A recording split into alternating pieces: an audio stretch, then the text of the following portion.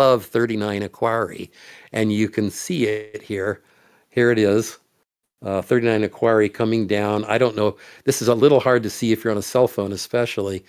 But if you look at the presentation on a laptop, you'll see there's a crescent moon, there's 39 Aquarii, there's the visitor center, and you see 81 seconds earlier, the star above the visitor center, slanting down as we were talking about 45 degrees, descending at about 1 arc minute every 6 seconds, taking about 80 seconds to descend that additional distance from where it would have occluded if the Earth were flat to where it did occlude because the Earth is a sphere.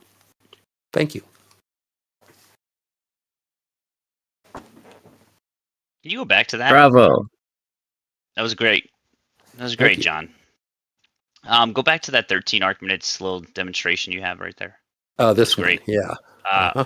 That one. Yep. Beautiful. Okay. So you got 13 minutes or 13 arc minutes. The globe drop 205 meters, right? Mm-hmm. Now, this is a perfect illustration to show what would happen if it was a globe.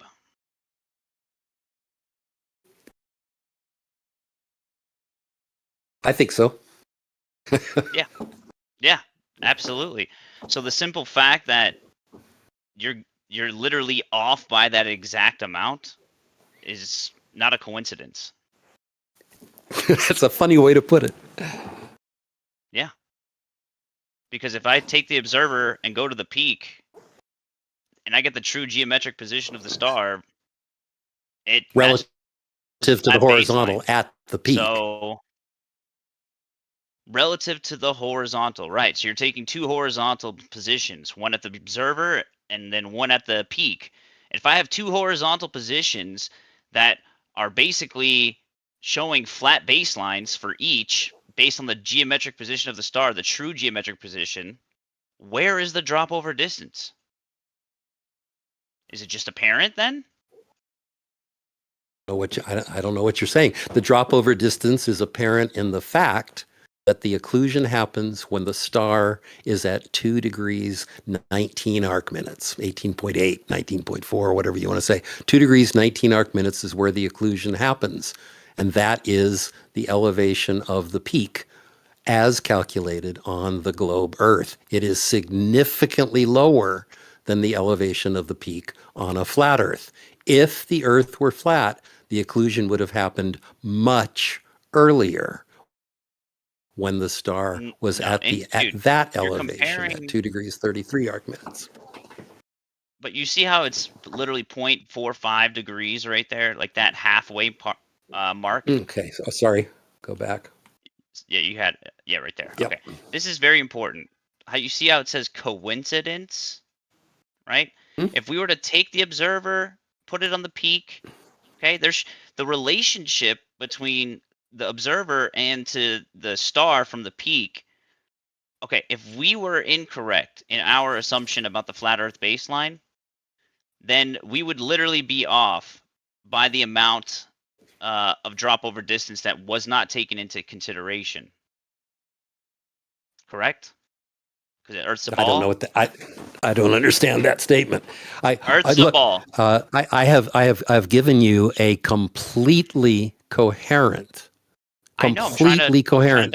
There's not a single flaw that you've pointed to in this presentation, including most especially from the very beginning that just based on geometric angles alone, Stellarium says we saw the star. Heffron saw the star at an elevation that is significantly lower than the geometric peak would be if the Earth were flat. I'll show you I have another diagram kind of making this point. This is, okay? This is this is the geometric angle to the peak, 2 degrees 31 arc minutes. We That's a geometric saw angle. Heffron saw the star at 2 degrees 19 arc minutes.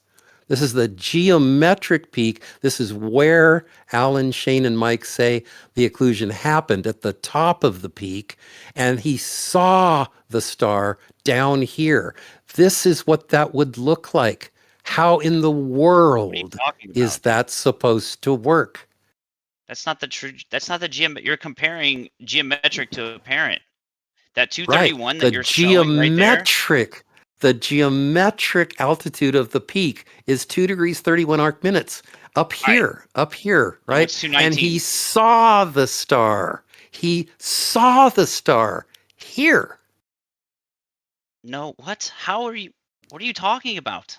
He saw the The star get visual, occluded by the the peak, not in the middle. the What are you talking about? visual elevation of the star was lower than the visual elevation of the peak on a flat Earth.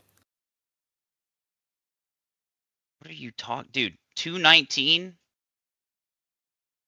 Where are you getting that from? 219. Stellarium. This is the first thing. Okay, let's go back. This was one of the first things I pointed out that we all agree on. We all agree that the geometric elevation angle of the peak on a flat Earth is 2 degrees 31.3 arc minutes. The geometric Right. elevation angle of the peak on a globe Earth is 2 degrees 17.7 arc minutes. And the AKA. elevation, the visual elevation of the star at the time that it was coincident with the peak was 2 degrees 18.8 arc minutes. You That's said the when it was visual elevation coincident. angle. That's The when visual it was elevation angle. visually coincident with the peak, The right? visual elevation angle that you're talking about, that 219. Right there. That's where the star was. It was at an angle of 2 degrees 19 arc minutes, right? If the peak had an elevation of 2 degrees 33 arc minutes, you'd be looking at the star through the mountain itself. This is Okay, 2 degrees 33 arc minutes. bear with me now. Bear with me. If that is the case, okay, that relationship should hold true as we move the observer to the peak in that same exact instant. I What don't. happens when we do I'm not that? going to Why move are and you observe. ignoring this question? Okay, move the observer to the peak. Take into Yeah, account the fact that horizontal has now changed by 27.3 arc minutes you downward. got it. You got it. Right. Right. Okay. And if we do that, we get the flat baseline that was predicted. If you do that, you find this, right? On a flat Earth, the geometric direction to the peak is this blue arrow.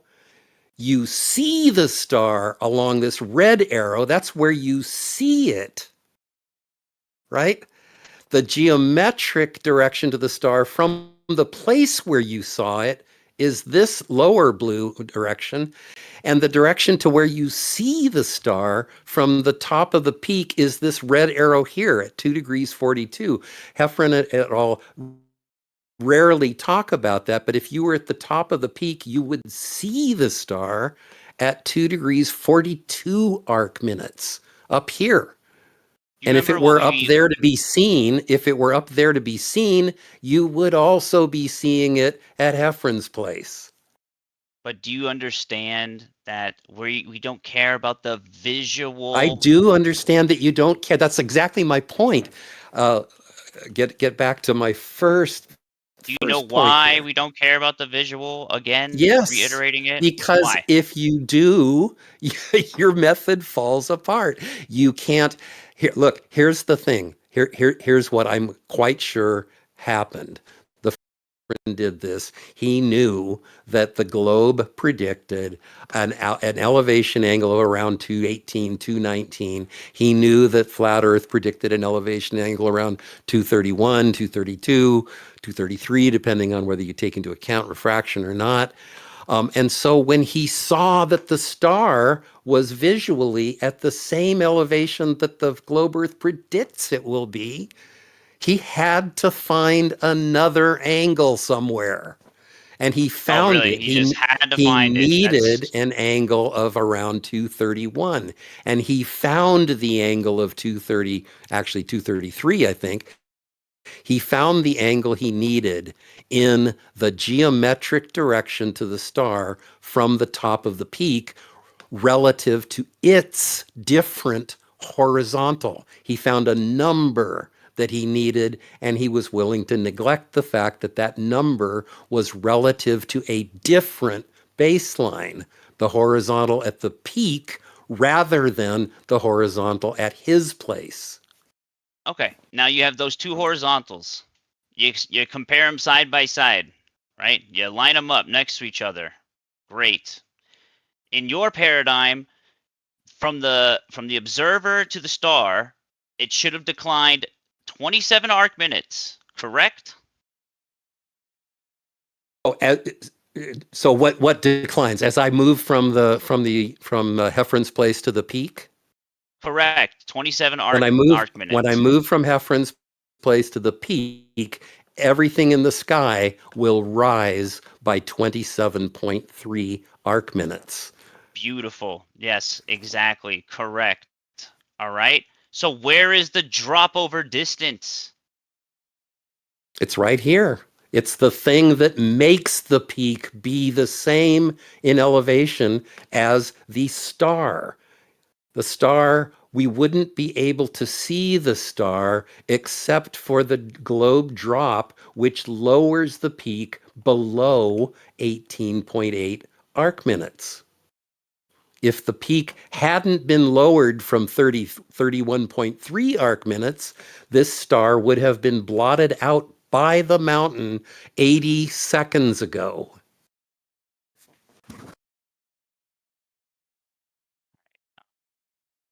I think I do need to make a diagram for you to understand. You There do. shouldn't be any relationship.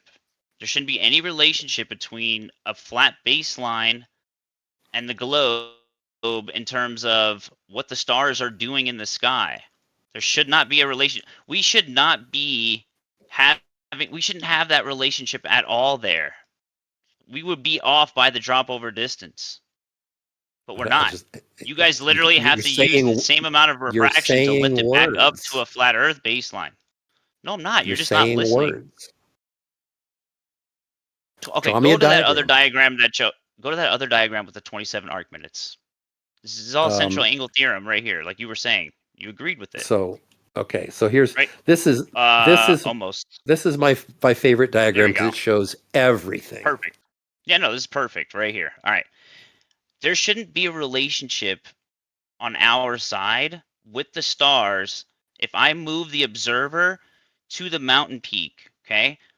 That drop over distance, right? That 13 arc minutes, okay? That should be the amount that we're off by. Like you're saying.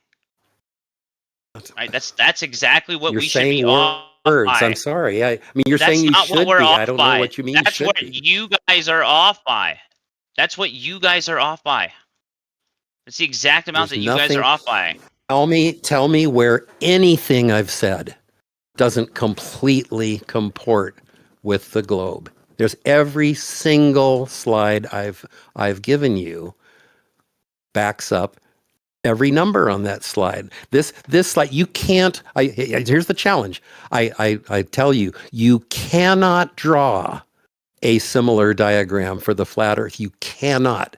You cannot draw a flat Earth diagram that shows the geometric direction from Heffron's place, the geometric direction from the peak, the visual direction from the peak, the visual direction from Heffron's Place, the geometric direction to the peak from Heffron's Place, and properly accounts for the fact that all light from the star approaches the atmosphere in the same direction.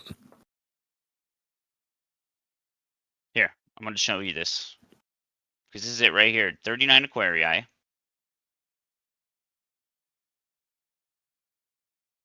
Can you pull this up? In the chat? Yeah, I posted in the chat.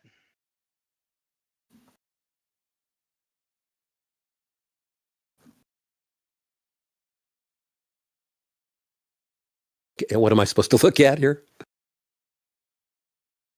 Go ahead and pull, if you can't pull that up. Pulled it up. See. He wants you to screen share it. Oh, can I do that? I don't know how to do that. Oh, I see what you mean. Oh, maybe I can. Okay, hold on. I'm not very good at this this stuff. If I get rid of this, you want to download it, and then oh, do I have to do that? Can't we just all look at it? I'm looking at it, but I don't know. Let me see. An open link. Oh, like that? There you go. Oh, yes. There we go. Oh, okay. Oh, how about that? Wow, I learned something. Okay, good. Yep. Now, So I've done it. Go to where the important part is. See that 204? Oh, you know what? This is different. This is the one that was at 1843. This is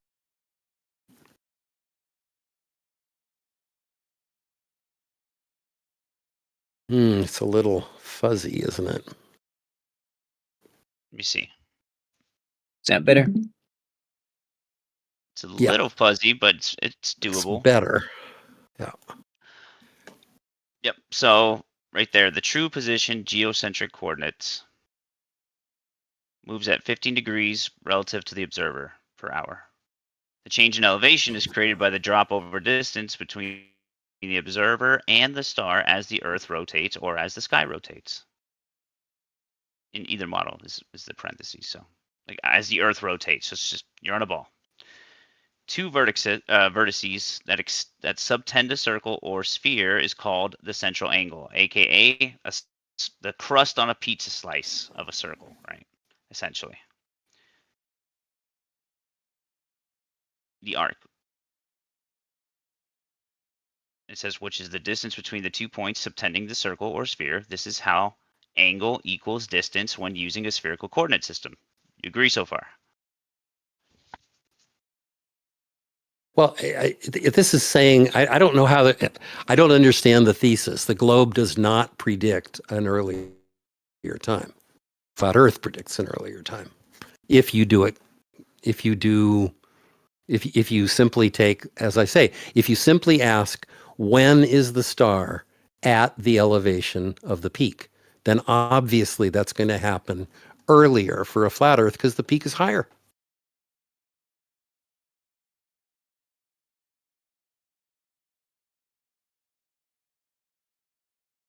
I mean, I don't know how that could be any clearer. If the star is descending in the west and it's going behind a peak on a flat Earth, which is necessarily a taller looking peak, it's going to disappear earlier. And in the case of Pike's Peak, it's 80 seconds earlier. Listen, it's from Heffron's Place. If okay, in our shoes, the star is moving away from the observer. It's moving down. It's moving down toward the western horizon. Right. But I'm just saying, on the globe model, okay, we're rotating away from the star. Okay. So well, I don't care. The point is visually. So that means visually we see the star descending in the sky. Visually we see the star descending in the sky. If it's going to disappear behind a mountain, then the only thing that matters is how tall does that mountain look. And on a flat Earth, it looks taller. That's it. What more do you have to know? The mountain peak blocks the star before the horizon. Okay, if you're rotating away from if you're rotating away from the starlight and the starlight is descending, you're moving that mountain peak like it's higher. That star is basically going to be occluded earlier than if it was on a flat Earth. I'm watching a star descend in the western sky. It's descending toward a mountain. It will disappear when it's at the same elevation as the mountain. On a flat Earth, a mountain will appear taller than it will on a globe Earth, and therefore the star will disappear earlier. This is not rocket science. But you're not taking into consideration that on a flat Earth, that flat baseline, okay, with the star, the star's at the same altitude, period. Right? We can agree to that on both models. The celestial sphere is just a conceptual sphere of, it's those stars are at a fixed altitude. The difference not at a fixed altitude. They're not at a fixed altitude. You agreed with that earlier. They're descending toward the western horizon. The angle is getting smaller. Okay, the angle between the star and the western horizon is getting smaller. That's what it means to descend toward the horizon. Okay. And if that star is going to disappear behind a tall mountain, it's going to do that earlier than if it disappears behind a short mountain. Could you scroll down just a tiny bit on that page? Oh, that's Jesse. Have to do that. Oh, it's Jesse. Jesse, could you scroll down a bit? Oh, sure. I stepped away from my computer just at the wrong moment. And if you can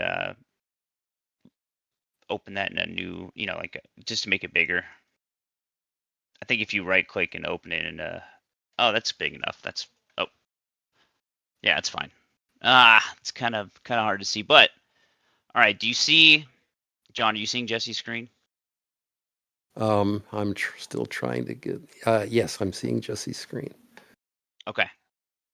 Now, just like your diagram, right? Picture that arc length right there between where the observer height is, right there, observer eye level, etc. That's Mike's house. The mountain peak is H, right there, peak H. Yep, that green line. Okay. Yes. And you see how you have a central angle.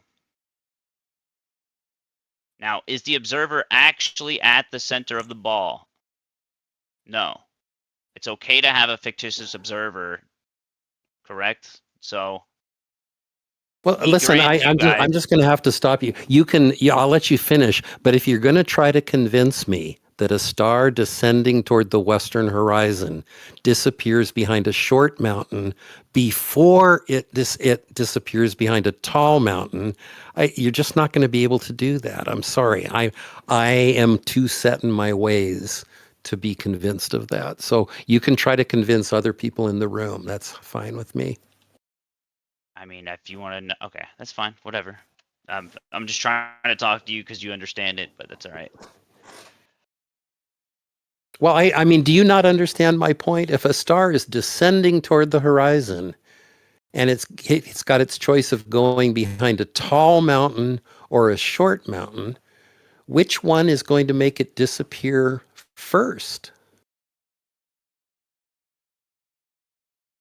I mean, I just don't see how you can possibly not understand that. That's just, there's no way around that. If the star is descending toward the horizon, it's going to disappear behind a tall mountain quicker than it's going to disappear behind a short mountain.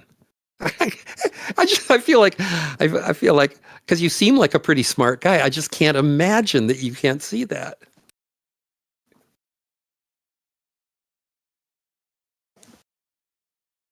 I know I heard Alan going over this thing about this, the idea. I was listening out of the corner of my mind last week. I think he was talking about this, and I was going, well, that doesn't make any sense. But I didn't really pay much attention. I think you've heard him say it. I know there's this diagram with all of these lines and angles and things like that.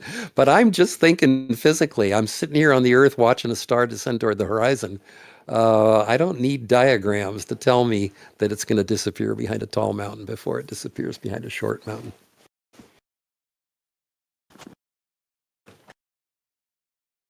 All right, fair enough. Do you I don't want to waste any more time then. Yeah, well, I'm sorry for getting short. I told myself I wasn't going to do that, and I feel bad about doing it. So I just want to say that I didn't intend to do that, and I'm sorry.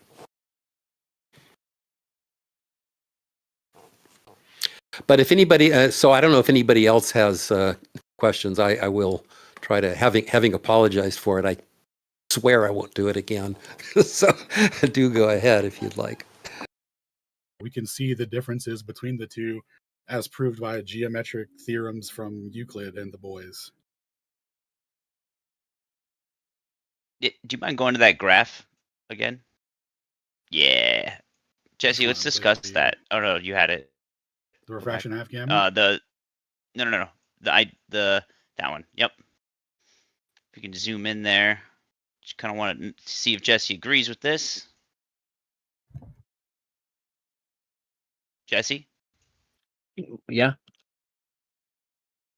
are you seeing the graph? I see some. Yeah, I see some drawings here. Yeah. Just want to know if you agree with this. What does it say? Okay, so the theta is 0 for Fe right there, the top part, right? Then the globe baseline is right there, 0 plus the gamma, which is the full arc length on Fe. So that would be the difference in terms of starting baselines. Do you agree with that so far? I don't know what it is saying here. I don't know what it means to you. Does the little star represent the stars at millions of I'm miles not on the asking globe about what it model? means to me. I'm not asking what it means to me. I'm saying, do you agree with this sentiment here? Well, what is the sentiment? Okay, do you see The, why? the sentiment is the horizon on a globe is not the same as a horizon on a flat Earth. The elevation Right. difference between the two is the half central angle. To show an obvious example of it, where it's like more, the most extreme example you could show, we show the 0 baseline on a globe in the, so you have to do a 90-degree rotation to get that deviation from a plane. So that's the difference there. And if you were to add that amount back, you would recover the full 90 degrees. Now, on a globe, you're always going, the half central angle is between you and the full central angle, that the full arc length. And now you can't see over that curvature between you and the full arc length. So on a globe, you're basically how you perceive the horizon and the sky is through always half of the arc length to the horizon or whatever object you're looking at. So, are you asking me if I agree with the central angle theorem? Yes. Essentially, Okay, I actually had never heard of the central angle theorem until the other day, and I looked it up, and it did look legitimate. The central angle Okay. theorem did. So this in front of you, go back real quick. I just want to make sure, Jesse. hang on 1 second. Yeah, and to be clear, all these come out of Euclid's postulates. There's like a ton of these for all different ways to dissect a circle or a sphere in a triangle. The one specifically we mention a lot is the central angle theorem, and then this tangent chord angle theorem here, which basically establishes what the globe would predict for drop over distance angularly for a mountain peak would be whatever flat Earth predicts minus the angular drop, so like half of the arc length or whatever. That's why all that works out. So that's all that's establishing, and these That's are all the that formal is. names for it. So central angle theorem, inscribed angle theorem, and tangent chord angle theorem. I just want to keep it simple and want to know. I don't want to make it complex, as Jesse has said. He claimed it's too complex. Let's just make it very, very simple. Jesse, do you agree that the half of the arc length is where the drop over distance. That would be the difference between flat and globe. The arc length? The drop over distance that establishes the elevation difference of the arc length would be would be that deviation from a plane. So basically, in Pikes Peak, over 27 arc minutes, 13 arc minutes of that is curvature. So you don't perceive the full 27 arc minutes, because then you would be perceiving the full elevation of the mountain. You see a cutoff point at that midpoint. Does that make sense? That's all he's asking. I mean, this is approximated very closely by 8 inches per mile squared out to 100 miles, right? I mean, that's what we're talking. That's what we're talking. The figure we're talking about, right? Well, central angle holds for anything. The 8 inches approximation would definitely hold for these distances, but central angle holds for anything. But the first 100 miles would be well approximated by 8 inches per mile squared, right? That's the figure we're talking about, right? Okay, Sure. got it. Yes.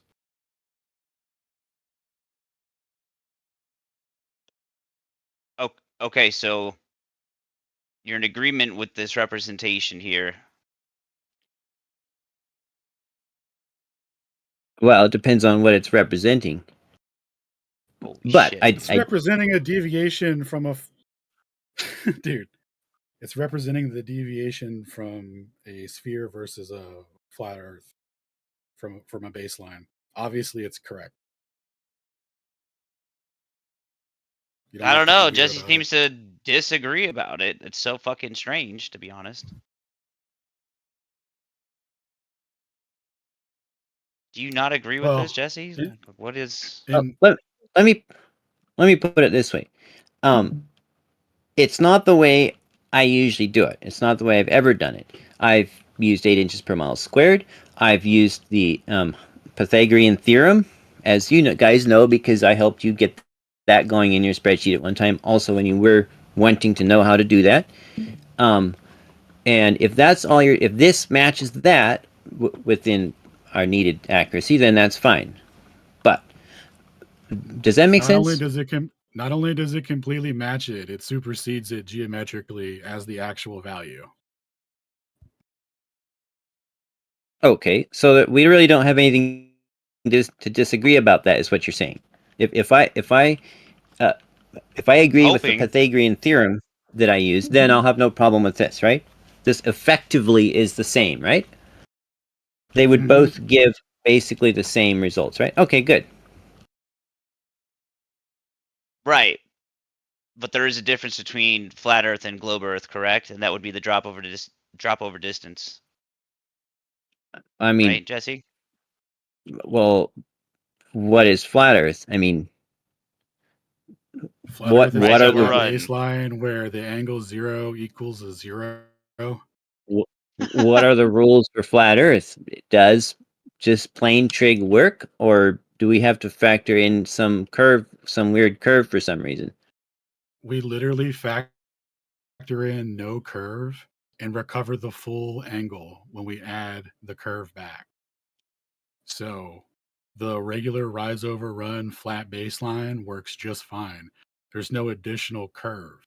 Do you mean like when the globe misses the measurement by what they predicted as drop over distance, and they say, hey, I need to add another correction? And I say, hey, how much is that correction you want to add?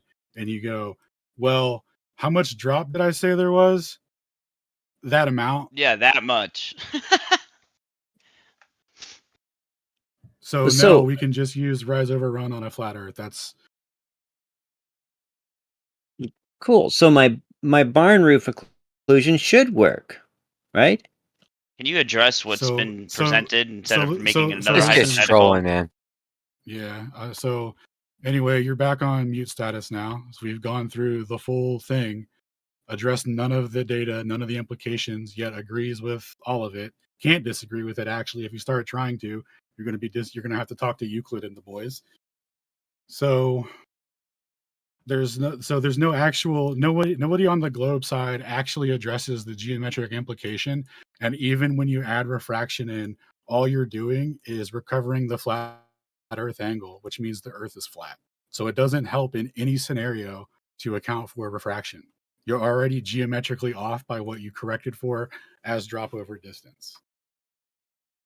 So we went through all that to turn around and talk about what would happen if we did a different thing. Couldn't tell you, dude. Go collect the data and let me know how it works out.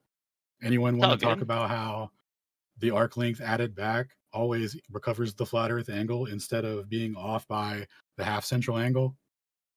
Because that's what it would geometrically be if the Earth is a globe. Yeah, I don't think they can. I think there's a big cog dis, just like No, and then they'll just be like, "We'll add refraction, account for refraction." You mean make the? You mean recover the flat Earth angle? What? And then Doesn't look, even Jesse make in the any. text chat, haha, misleading people about the fact that the Cel-Theo so many times gives an angle that is closer to the geometric globe prediction. That's just a lie. You're It's just lying. it's never. That would be using the apparent position, using the refracted correction to the geometric position to recover the flat Earth angle. So as you're doing that in the chat real time, actually misleading people, like that's all this conversation devolves to, and that's why you're It's so not invited crazy. here. You So admitted a couple weeks ago that sometimes the CT anyway, results are very close to the geometric globe prediction. You admitted it to me on record. I have it. He's talking. He's if you haven't muted, he said that you've admitted that the results also lead to. What did you say, Jesse? Repeat yourself. Let's just get this straight, Yes. dude. Yes. come Sometimes again. the angle returned by the celestial theodolite method is very close to the geometric predicted globe angle. He admitted it to me. Sometimes the what? Say it The again. the angle returned by the celestial theodolite, that is stellarium on the peak with atmosphere off, sometimes that angle is very close to the predicted geometric globe angle to that mountain peak. Uh, can you cite specifically where I ever admitted that to you, or show that in any data measurement? I don't think I've ever said that the prediction from the peak matches what the globe predicts. It's never done that in any analysis. I can do both. It was a couple weeks ago. You came back very kindly, came back on Earth Awakenings after your stream was over and talked with me for a long time. And if you could go to not Houndstooth, the one that Goose did, S.E. Varley, yeah. Okay, so if you look at H5, that is the result from the celestial theodolite, right? A delta height of measured of 1396, right? Yes, Jesse. Okay. Well, And just then hang on, I got you, but 1 second. Do you recall what my answer was when we went over this? Do you have any idea what I said, just real quick? Because this you part said, apparently stuck, but did you understand what I said about about what this intersection difference is? well, you What this said is derived from? you implied yes, and that they were close, and said because basically, if I remember correctly, that there are Earth curve assumptions built into stellarium that cause it to be within 2 meters of the geometric globe prediction on H12, right?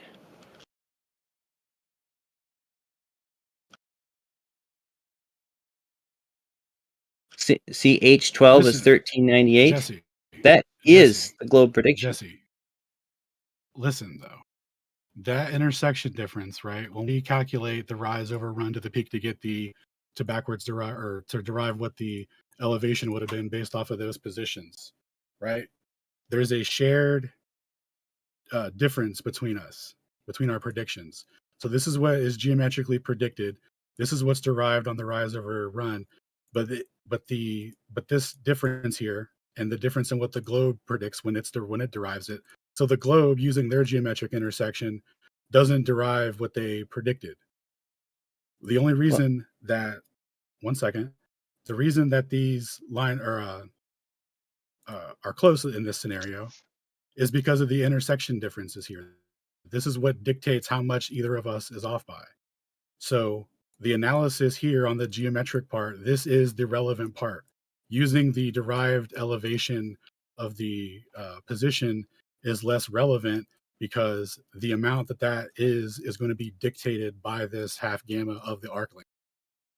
So it's more relevant to analyze it from this for the intersection differences on how much we missed, because this is what dictates the difference in elevation and also the difference in distance.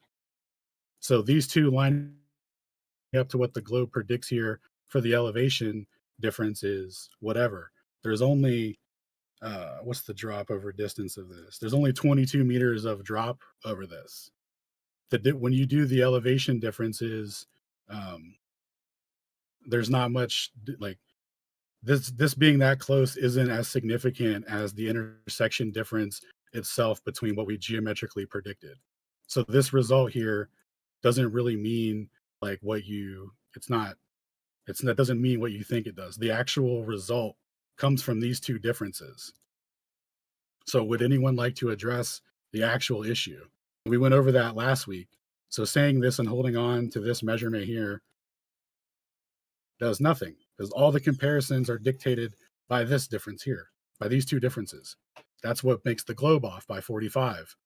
So us being off by 45 on a 22 meter difference gives that elevation, because it's fallen. And when I talked about the stellarium making globe assumptions, one of those assumptions is the linear 60 nautical mile per degree, 15 degree per hour position of the star.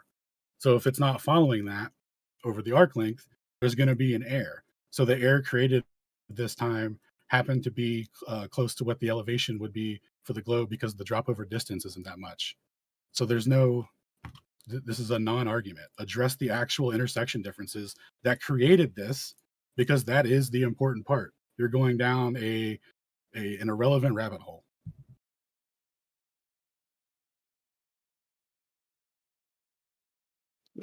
You really should get at least one Glober on board with your H13 there.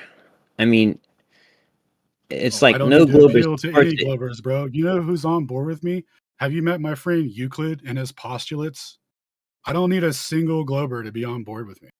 That's preposterous. I just explained to you how we share a common air difference. Because the drop isn't that much, the difference in position just came out that way. But the globe, when you use their position, they're off by 45. No mention of that, right? Just completely deflecting to everything.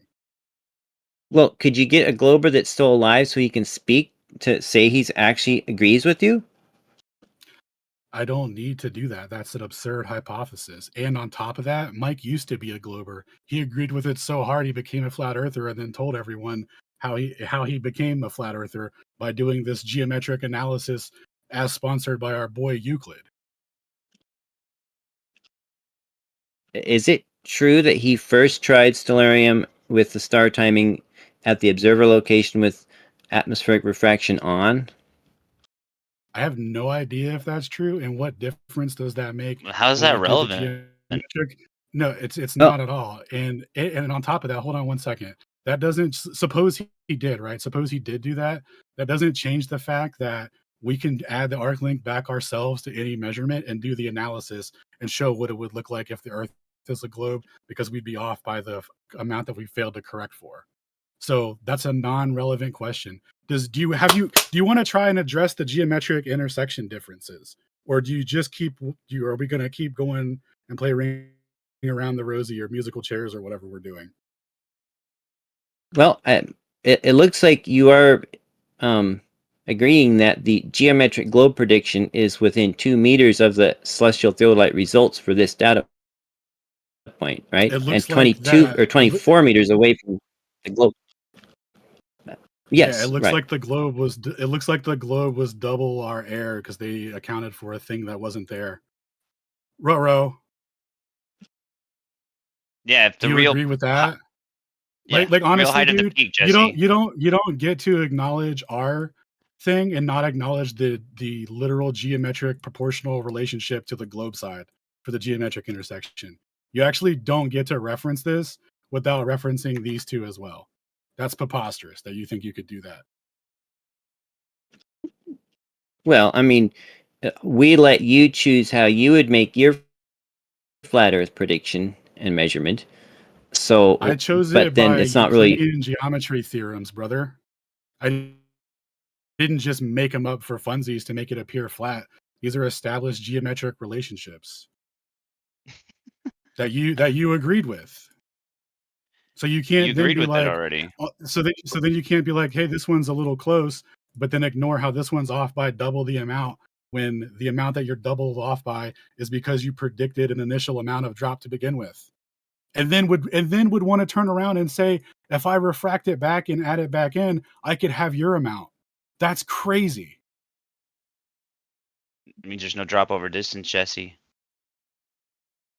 If you do that. Well, it is a straw man of the globe position to Oh my use goodness. stellarium without atmosphere turned on, and to say that that is the equal to the occlusion angle of the star, It was the which is what you occlusion get. angle at the time of occlusion.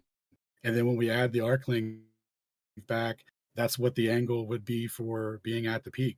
That's not a straw man of the globe. The globe is literally built on the true positions and intersecting thereof. They predict sunsets when the sun's true position geometrically intersects with the zero mark on the celestial horizon. Obviously, comparing geometric baselines is the standard for establishing when the event should occur, and then saying the deviations from that would be refraction. What we're comparing isn't a straw man of the globe, and even when we add in the refraction that you're requesting, that makes it automatically recover the flat Earth angle, which doesn't falsify the null hypothesis.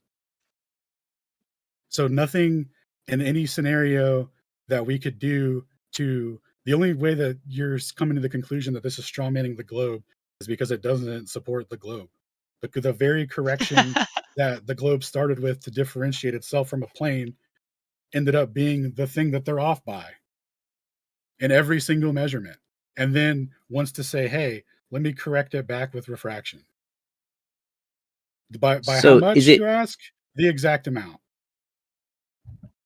is it true that the globe model says that the geometric angle that the star is occluded at does depend on the amount of atmospheric refraction? No. No, listen. In Oh, you do you have could a citation for that? you could even yes. That's what the true tons. position of a star means, dude. It's when the zenith of a star is above your head. It has the least amount of refraction effects on it. That's why they use that as like the first point of Aries and then calculate from the rest, like calculate it out from there. What are you talking about? You've known this for 38 weeks, but Jesse. Okay, the all right. the ones But what? Here we go. Acknowledge Here we that. go. Here we go. I got you. We're gonna read some definitions here. This is from usno.navy.mil. These are definitions for astronomical terms. So conjunction, the phenomenon in which two bodies at the same apparent point or apparent ecliptic longitude and longitude right extension are viewed from a third body. Conjunctions are usually tabulated as the geocentric phenomenon. And geocentric phenomenon the geocentric position will define here as we continue, but this is the fictitious observer at the center of the Earth that binds the linear 60 nautical miles per degree to all the observations so that all the so eclipse predictions and all that can be done. This is where it all stems from. So calculated from the geocentric position. Okay. Now we have fictitious observer. So this is the geocentric position. It is computed from a fictitious observer located at the center of Earth. These are how they make all angles to where the star should be relative to that in the coordinate system. Another definition of fictitious observer, the situation is easiest to describe if we restrict the discussion to a fictitious observer at the center of Earth and to the observation referred to as the geocenter. So this is when they go into making predictions for things. So the geocenter, referred to pertaining at the center of Earth. The geocentric position, As such, we will be concerned mostly with the geocentric ecliptic coordinate system, the geocentric meaning the center of Earth it is taken at the origin. From this view, the Earth stands still while this sphere rotates around it daily. So this is where they link the stars to the surface of the Earth relative to the fictitious observer at the center, and the stars move at the sidereal time around them, and that's how they establish where they should be versus where they are apparently. We got the let's see, the positions of stars in the ephemeris are those given which the stars would be seen by an observer at the center of the Earth. This is called the geocentric or the true place. Those observed from the surface of Earth is called the observed or the apparent place. So when they predict sunsets, occlusions, eclipses, all that is done from the geocentric geocenter position. The topocentric, observer-centric position refraction corrections would be added after the fact. But again, we saw that in doing that in the celestial theodolite analysis, it just recovers the flat Earth angle, which means that the baseline of the arc would then become flat. An occultation, the obscuration of a celestial body by another, a greater body of an apparent diameter, especially with the passage of the moon in front of a star or a planet that disappears behind the satellite or a disk. If the primary source is illuminated, the reflecting body of the occultation is cut off. This is called an eclipse. An occultation of the sun by the moon is called a solar eclipse. So an occultation is defined by that. We went through occultations with the French, and they were subtracting out refraction to get the true position. We got Fred Espernak, who does all the eclipse predictions for NASA, talking about, he basically went and collected all the data from all different civilizations who had eclipse predictions, because it's just cyclical patterns that predict it. Once you know a couple in the pattern, you can mathematically project out what the rest of it is. But anyway, all of that comes from the geocentric position, and it uses Baselian elements, which again is another geocentric coordinate system, which is using the true positions of the bodies to intersect. That is the very baseline of anything before you can even apply refraction. So to say, Can like, you go back to it's that? The Fred yeah, Aspect sorry, go. one? Yeah.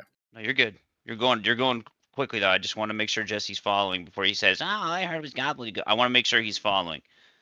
All right. Unless otherwise stated, all predictions are based on center of mass positions for the moon and sun, with no corrections made for center of figure, lunar limb profile, or atmospheric refraction. Right. So this is what Alan is saying when they use the true position to predict sunsets, eclipses, etc. Do you disagree with that? I don't even know what the context to this is. Holy shit, No, I'm done with this guy. Yeah. Nice, dude. So, That's all right, crazy, Jesse, dude. real quick. I'm just going to go ahead and turn your volume back to 0 and just, you don't even know what the context of this is. After you said we were strawmanning the globe by doing geometric intersection comparisons, I showed you specific citations where they're all doing that, for their predictions. And then you're like, I don't even know the context. So that's a wrap. You might provide him a context. How about that? How if about you go that? to I did. That's what all of the citations were. It was the context for comparing geometric intersections. Left lane. You might want to. You're just sit this being one a out. dick. White Knight But left if- lane, come to the rescue. Doesn't even know the context. Get out of here, dude. It's okay. Left lane. If you want to know the context and what you just missed out on and are haphazardly stumbling into, you can go back and rewatch the video there. He just said it was a straw man to compare geometric intersections for globe predictions, and I just went through tons of citations that show that is exactly the baseline for what the prediction starts as. So that's not, just to have a seat, my dude. But if you So go nobody, to be clear here, nobody can address the actual geometric intersections. Not a single person. It's always diverted into some other aspect or some other thing, or like, let's look at this difference here, even though it's dictated by the actual geometric proportional ratio established by Euclid and the boys. Dude, it's literally a SpongeBob episode with him and with Patrick and Man Ray, where he's just like, "This is your ID in your wallet." Yup. And I found this ID in your wallet. Yup. so this must be your wallet. It's not my wallet. It's like they can't get to the conclusion of this. It's fucking crazy. And I found this ID in your wallet. Yup. So this must be your wallet. It's not my wallet. It's like they can't get to the conclusion of this. It's fucking crazy. Yeah. So just to be clear, we're gonna wrap up here, unless anyone has any actual questions or contentions. When you see refraction added back into it, just know it has to be the exact amount of refraction to flatten the curve of the arc, which makes the baseline flat. It makes it geometrically flat. So in every scenario where refraction is post added in to correct for what was predicted as the drop, you are flattening the actual baseline as provable by tangent chord angle theorem, central angle theorem, and inscribed angle theorem. Refraction or no refraction, there's no globe. The starting baseline for what they predicted led to a residual error between both measurements. Don't get lost in the minutia of why the star not following the 15 degree per hour causing the difference and making it look closer on this. Irrelevant. The intersection difference is what creates these differences. The globe is always off by what they predicted as drop over distance. So that is the actual, like, oh, we predicted 22 meters of drop over distance. We were off by 45. And the elevation difference, keep in mind, is only 22 meters of difference. So coming to an observation where the arc length, or I'm sorry, where the half central angle is only 22 meters of difference isn't the best. But even when we look at where was that at? Central analysis. Is that what I want to show? What do I want to show? Are they using the Haversine formula? Exclusive to anything. The mutually exclusive part would come in the geometry as established by Euclid and the boys over those theorems that we just went over, not the Haversine that derives a distance based off of a ratio of a change in position of the stars. How do you explain spherical excess? It's an artifact of the spherical coordinate system itself. The coordinate system is spherical. Latitude and longitude are spherical coordinates. They don't have any bearing on the terrestrial features, though, as asserted. Because if they did, then every single one of these measurements would be reversed. We would be off by what we didn't account for as drop over distance. The globe already accounted for drop over distance. That's how they ended up with a different angle. So, and then when we look at these occlusions, in every scenario, they're always off by what they predicted as drop.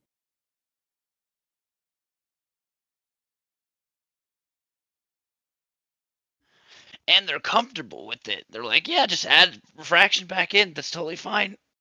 Bring it back to a flat baseline. Yeah, and they're like, well, yeah, not realizing the issue with adding refraction back in, it just recovers the flat Earth angle. So that's not, you can't, if you can't have a flat baseline on a globe, you sure are hella correcting to make it so.